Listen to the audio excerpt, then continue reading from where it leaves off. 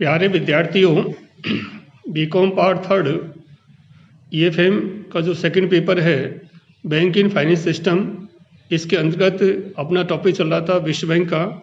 और विश्व bank international bank for reconstruction development के अंतर्गत आज हम अध्ययन करेंगे विश्व बैंक का प्रबंध, management of the IBRD international bank for reconstruction and development. विश्व बैंक का प्रबंध निम्न प्रकार से किया जाता है। इसमें सबसे पहला होता है governor Mandal, board of governors.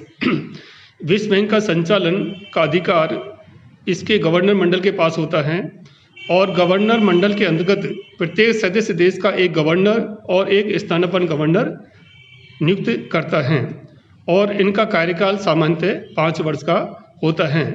सदस्य देशों के द्वारा इन्हीं गवर्नर को पुनः नियुक्ति भी की जा सकती है। स्थानापन्न गवर्नरों को गवर्नर की अनुपस्थिति में ही मत देने का अधिकार होता है, अर्थात जब गवर्नर अनुपस्थित रहता है तब स्थानापन्न गवर्नर उसकी अनुपस्थिति में मत दे सकता है। सामान्यतः प्रत्येक देश का जो वित्त मंत्री होता है वह गवर्नर होता है और उस सदस्य राष्ट्र का जो केंद्रीय बैंक है उसका जो गवर्नर है वो स्थानापन्न गवर्नर होता है। यह मंडल अपने में से किसी एक को अध्यक्ष का चुनाव करते हैं जो कि संचालक मंडल का सभापति भी होता है और जिसे केवल निर्णायक मत देने का अधिकार होता है, यानी कि जब वोट बराबर आते हैं तब जाके वो संचालक मंडल के अंतर्गत जो सभापति है यानी कि इसका जो अध्यक्ष है वो मत देने का अधिकार होता है। ये जो मंडल हैं वो वर्ष में कम से कम एक बार अवश्य बैठक बुलाई जाती हैं और ये किसी भी सदस्य के द्वारा देश में बुलाई जा सकती है, यानी कि इसके जितने भी सदस्य राष्ट्र हैं वो कहीं पर भी इसकी मीटिंग वर्ष में एक बार कर सकते हैं। इस बैठक में सामान्य नीतियों का निर्धारण की जाती हैं तथा वर्ष भर का जो लेखा जोखा है वो भी प्रस्तुत किया जाता है। प्रत्येक गवर्नर को अपने अभ्यंश के $1,00,000 के पीछे एक मत प्लस 250 मत देने का अधिकार है, यानी कि एक मत की जो कीमत है वो $1,00,000 बराबर एक मत प्लस 250 मत देने का अधिकार उसको होता है। तो प्रबंध मंडल की जो सर्वोच्च संस्था है वह है बोर्ड ऑफ गवर्नर्स। इसके बाद आता है कार्यकारी संचालक मंडल, बोर्ड ऑफ एग्जीक्यूटिव डायरेक्टर्स। अंतर्राष्ट्रीय मुद्रा कोष की भांति विश्व बैंक में भी एक कार्यकारी संचालक मंडल का गठन किया जाता है। इसमें 21 सदस्य होते हैं जिनमें से 5 स्थायी होते हैं और जिनका मनोनयन बैंक में सबसे अधिक अभ्यंश वाले राष्ट्रों के द्वारा किया जाता है, यानी कि जो 5 स्थायी सदस्य हैं वो राष्ट्र के द्वारा किया जाता है जिनके पास विश्व बैंक का सबसे ज़्यादा अभ्यंश हैं। फर्स्ट 5 जो कंट्रीज हैं जैसे अमेरिका है, ब्रिटेन है, फ्रांस है, जर्मनी है, ये इसके स्थायी सदस्य होते हैं और ये सदस्य मुख्य रूप से हैं अमेरिका है, ब्रिटेन है, फ्रांस है, पश्चिमी जर्मनी है और जापान है। शेष जो 16 सदस्य हैं इनका निर्वाचन सदस्य देशों के द्वारा चुनाव के द्वारा किया जाता है। इनका कार्यकाल 2 वर्ष का होता है।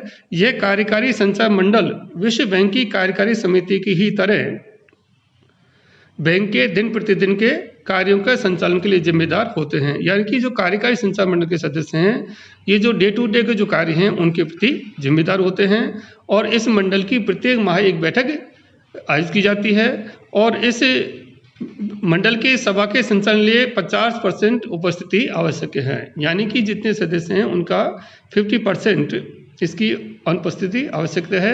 तो कार्यकारी संचालक मंडल में कुल कितने सदस्य होते हैं? 21 होते हैं, जिनमें से 5 स्थायी हैं और 16 अस्थायी सदस्य हैं और 5 जो स्थायी सदस्य हैं वे उन राष्ट्रों के द्वारा चुने जाते हैं जो कि सबसे ज़्यादा अभ्यंश हैं, जैसे अमेरिका है, ब्रिटेन है, फ्रांस है, जर्मनी है और जापान है। इसके बाद आता है कार्यकारी संचालन मंडल के बाद सलाहकार समिति, एडवाइजरी काउंसिल। गवर्नर मंडल द्वारा एक सलाहकार समिति का गठन किया जाता है, इसका निर्वाचन किया जाता है, जिसमें कम से कम 7 बैंकिंग सदस्य होते हैं, जिसमें बैंकिंग के हैं, वाणिज्य है, उद्योग है, कृषि है, यातायात है, श्रम है आदि के विशेषज्ञ होते हैं। यानी कि गवर्नर मंडल के द्वारा एक सलाहकार समिति का निर्वाचन किया जाता है। इसमें कम से कम कितने सदस्य होते हैं? 7 सदस्य होते हैं, जो कि विभिन्न सेक्टर से, जैसे बैंकिंग है, वाणिज्य है, उद्योग है, कृषि है, यातायात है या श्रम है, इनके विशेषज्ञ इसके अंदर शामिल किए जाते हैं। इस समिति की वर्ष में कम से कम एक बार अवश्य बैठक होती है, परंतु आवश्यकता पड़ने पर इसकी और बैठकें भी बुलाई जा सकती हैं। और यह समिति विश्व बैंक को उसकी सामान्य नीति के संबंध में परामर्श देता है। सलाहकार समिति जैसा कि नाम से स्पष्ट है, इसका मुख्य काम क्या है? विश्व बैंक को परामर्श देना, सलाह देना, और वर्ष में कम से कम एक बार इसकी बैठक अवश्य होती है, और आवश्यकता यदि पड़ती है तो हम बीच में भी इसकी और बैठक बुला सकते हैं। अब आता है, देखिए आप, प्रबंधन गवर्नर मंडल हो गया, कार्यकारी संचालन मंडल हो गया, उसके बाद हो गया आपका सलाहकार समिति। इसके बाद आता है ऋण समितियां, लोन कमिटीज। क्योंकि आप जानते हैं कि विश्व बैंक का मुख्य काम ऋण देने का है, तो ऋण समितियां गठित की जाती हैं।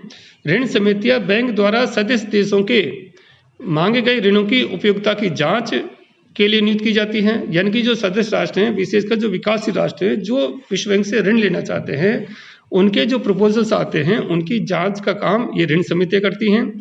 इन समितियों में विश्व बैंक के 1 या 2 सदस्य होते हैं, जो संबंधित उद्योग या योजना के विशेषज्ञ होते हैं। यानी कि जिस इंडस्ट्रीज के लिए, जिस योजना के लिए ऋण दिया जा रहा है, उसके विषय विशेषज्ञ इसके अंतर्गत होते हैं। तथा एक सदस्य ऋण मांगने वाले देश को गवर्नर द्वारा नियुक्त किया जाता है। बैंक ऋण की समिति की सिफारिश के आधार पर ऋण देने का निश्चय करता है। यानी कि विश्व बैंक जो ऋण देता है, वो इन ऋण समितियों की सिफारिश के आधार पर ही ऋण दिया जाता है। तो इस प्रकार से बैंक का ये प्रबंध इस प्रकार से किया जाता है। अब हम पढ़ेंगे विश्व बैंक के द्वारा ऋण की गतिविधियां या कार्यप्रणाली। विश्व बैंक के द्वारा कौन कौन से कार्य किए जाते हैं?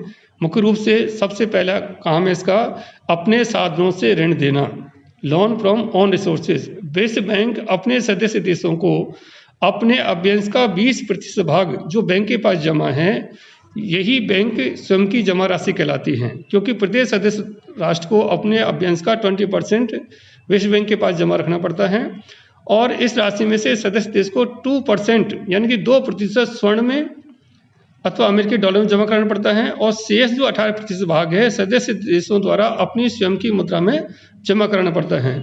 मान लीजिए भारत है, तो भारत की मुद्रा स्वयं की है, रुपया है तो रुपये में जमा कराएगा, अमेरिका डॉलर में जमा कराएगा, जापान येन में जमा कराएगा। यानी कि जिस सदस्य राष्ट्र की मुद्रा है वो 18% उसमें जमा कराएगा, और 2% स्वर्ण में या डॉलर में जमा कराता है। स्वर्ण या डॉलर के रूप में जमा धनराशि का प्रयोग विश्व बैंक ऋण देने के लिए स्वतंत्रता पूर्वक कर सकता है, लेकिन जो भाग सदस्य की मुद्रा के रूप में जमा होता है, उसे उधार देने के लिए बैंक को सदस्य देशों को अनुमति प्राप्त करने की आवश्यकता होती है। तो पहला काम क्या हो गया? सदस्य देशों को अपने साधनों से ऋण देना। दूसरा काम हो गया उधार ली गई पूंजी से ऋण देना। विश्व बैंक सदस्य देशों को ऋण प्रदान करने के लिए उन देशों से पूंजी उधार ले सकता है जो साधन संपन्न हैं, जो विकसित राष्ट्र हैं, जो उधार देना चाहते हैं, उनसे उधार लेकर के और सदस्य राष्ट्रों को विश्व बैंक ऋण देता है। तो इस प्रकार से उस देश जो देश विश्व बैंक से ऋण मांगता है, उस देश को सरकार के मूलधन एवं ब्याज के भुगतान की जिम्मेदारी लेनी होती है। विश्व बैंक ऐसे ऋणदाता देश की सरकार की अनुमति लेकर ही दिलाते हैं। तो 2 काम हो गए, पहले तो विश्व बैंक अपने साधनों से ऋण देता है, और दूसरा है उधार ली गई पूंजी से विश्व बैंक ऋण देता है। तीसरा मुख्य काम इसका गारंटी देकर ऋण दिलाना। विश्व बैंक सदस्य देश के लिए विनियोगकर्ता से उनके ऋणों की गारंटी देकर ऋण चाहने वाले सदस्य देश को ऋण दिलाता है। यानी कि विश्व बैंक जो ऋण देने वाले हैं उनकी गारंटी देता है। विश्व बैंक साधारणतः स्वयं ऋण देने की अपेक्षा सदस्य देशों द्वारा गारंटी पद्धति पर ऋण दिलाना बेहतर समझता है। बैंक द्वारा इस प्रकार की गारंटी दी जाती है, उस पर बैंक जोखिम उठाने के लिए कमीशन लेता है। यानी कि विश्व बैंक जो गारंटी देता है उसके बदले में बैंक कमीशन लेता है। इसके बाद बैंक का जो मुख्य काम ये 3 ही हैं, और इनके अलावा जो ऋण दिलाने से संबंधित जो कार्यवाही की जाती है उसकी कुछ विशेषताएं इस प्रकार से हैं कि बैंक के द्वारा अपने दिए गए ऋणों पर ब्याज लेता है। यानी कि ब्याज की दर 4%, 11% जो भी है बीच में हो सकती है, और ये ब्याज दर परिवर्तनशील होती हैं। कई बार सॉफ्ट लोन जो दिए जाते हैं उनकी ब्याज की दरें बहुत कम होती हैं, और जो गारंटी पर ऋण दिलाता है उस पर कमीशन बैंक लेता है जो 1-1.5% के आसपास होता है। इसके अलावा बैंक सदस्य देशों से उनकी सरकार या केंद्रीय बैंक के माध्यम से ही व्यवहार करता है, यानी कि सदस्य राष्ट्रों की जो केंद्रीय बैंक है या जो सरकार है उसके माध्यम से विश्व बैंक ऋण देता है। व्यक्तिगत रूप से या निजी व्यक्तियों को विश्व बैंक सीधा ट्रांजैक्शन नहीं करता है। तीसरी बात आती है इसमें कि बैंक उसी अवस्था में ऋण दिलाता है जब उसको ये विश्वास हो जाए कि प्रांतीय देश अन्य स्रोतों से उच्च शर्तों पर ऋण प्राप्त नहीं हो रहा है, यानी कि विश्व बैंक को इस बात का आश्वस्त हो जाए कि उसे अन्य शर्तों पर ऋण प्राप्त नहीं हो रहा है, तो तब विश्व बैंक उसको ऋण देता है। बैंक ऋण केवल निर्धारित कार्य पर खर्च किया जा सकता है, यानी कि बैंक के द्वारा जो ऋण जिस कार्य के लिए दिया गया है उसे उसी कार्य पर खर्च कर सकते हैं। जैसे भारत ने विश्व बैंक से इंदिरा गांधी नहर बनाने के लिए ऋण प्राप्त किया था, तो उस ऋण की राशि का प्रयोग इंदिरा गांधी नहर बनाने में ही किया जा सकता है, हम दूसरे काम में नहीं कर सकते। यानी कि जिस मद के लिए पैसा मिला है उसी मद पर उसको खर्च करना है। नेक्स्ट है, ऋण की रकम ऋणी देश के केंद्रीय बैंक में जमा कर दी जाती है, जहां से ऋणी आवश्यकतानुसार उसका प्रयोग करता है। यानी कि विश्व बैंक जो है वो ऋण की राशि ऋणी राष्ट्र का जो केंद्रीय बैंक है उसके खाते में जमा कर देते हैं और वहां से उसका आवश्यकता अनुसार उपयोग कर सकते हैं। ऋणी देश ऋण की रकम का भुगतान स्वर्ण में अथवा अपने देश की मुद्रा में कर सकता है, यानी कि जो रीपेमेंट है उसका ऋणी राष्ट्र जो है वो अपनी स्वयं की मुद्रा में करेगा या गोल्ड में करेगा। जैसे भारत ने ऋण लिया है तो भारत की जो स्वयं की मुद्रा है रुपया, उसमें ऋण का रीपेमेंट कर सकता है या सोने में कर सकता है। सामान्यतः विश्व बैंक केवल पुनर्निर्माण विकास कालीन ऋण देता है, यानी कि विश्व बैंक जो ऋण देता है, क्योंकि इसका ऑब्जेक्टिव क्या था कि युद्ध से पीड़ित जो अर्थव्यवस्था थी उसको पुनर्जीवित करना है विकास कार्यों के लिए या रिकंस्ट्रक्शन के लिए। जैसे नाम ही क्या है, इंटरनेशनल बैंक को रिकंस्ट्रक्शन डेवलपमेंट, यानी कि विकास कार्य और पुनर्निर्माण कार्यों के लिए ये ऋण प्रदान करता है, उपभोग के लिए या अन्य कार्यों के लिए नहीं करता है। हालांकि ये जो भूकंप इत्यादि आते हैं, यानी कि जो प्राकृतिक संकट हैं, उन समय भी विश्व बैंक सहायता प्रदान करता है। ऋण के प्रयोग के संबंध में ऋणी देश को समय समय पर बैंक से को सूचना भेजनी पड़ती है, यानी कि ऋणी देश बैंक को सूचना भेजता है कि हमने ऋण का प्रयोग किस प्रकार से किया है। बैंक भी ऋण से संबंधित योजना की प्रगति जांच के लिए समय समय पर विशेषज्ञ भेजता है, यानी कि जिस राष्ट्र ने ऋण प्राप्त किया है उस राष्ट्र ने ऋण का प्रयोग करते समय पर उसकी प्रगति रिपोर्ट पूछने भेजता है और विश्व बैंक की अपने विशेषज्ञ दल उस ऋण की जांच जिसमें प्रयोग किया गया उसकी जांच के लिए विशेषज्ञ दल सदस्य राष्ट्रों में या ऋणी राष्ट्रों के अंतर्गत भेजता है। इस प्रकार से हम कह सकते हैं कि विश्व बैंक का पुनर्निर्माण सदस्य राष्ट्रों के विकासशील जो राष्ट्र हैं, विशेष रूप से जो अर्धविकसित राष्ट्र हैं, भारत जैसे राष्ट्र हैं, उनको समय समय पर उनके आवश्यकता अनुसार ऋण प्रदान करता है। और इस प्रकार से विश्व बैंक का जो मुख्य काम है वो क्या है कि अपने साधनों से ऋण देना या दूसरे से ऋण दिलवाना और गारंटी देना। इस प्रकार से विश्व बैंक इन विकासशील देशों के आर्थिक विकास में, या हम ये कह सकते हैं कि उन राष्ट्रों के पुनर्निर्माण में अपनी महत्वपूर्ण भूमिका निभाता है। तो आज हमने विश्व बैंक का प्रबंध पढ़ा। प्रबंध के अंतर्गत हमने पढ़ा कि एक तो गवर्नर मंडल होता है ना, दूसरा होता है कार्यकारी संचालक मंडल होता है, तीसरे ऋण समितियां होती हैं और एक पढ़ा था अपना सलाहकार समिति होती हैं।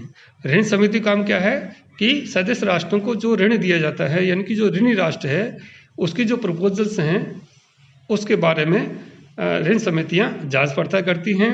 अब विश्व बैंक का जो मुख्य काम क्या है, ऋण प्रदान करना है।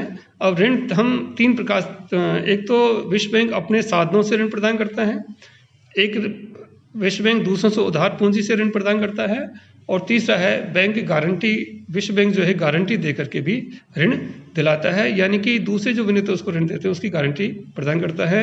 विश्व बैंक ऋण जो प्रदान करता है उसके ऊपर ब्याज वसूल करता है और जो गारंटी देता है उस पर भी विश्व बैंक जो है वो कमीशन वसूल करता है। इस प्रकार से आज के चैप्टर में इतना ही। थैंक यू, धन्यवाद।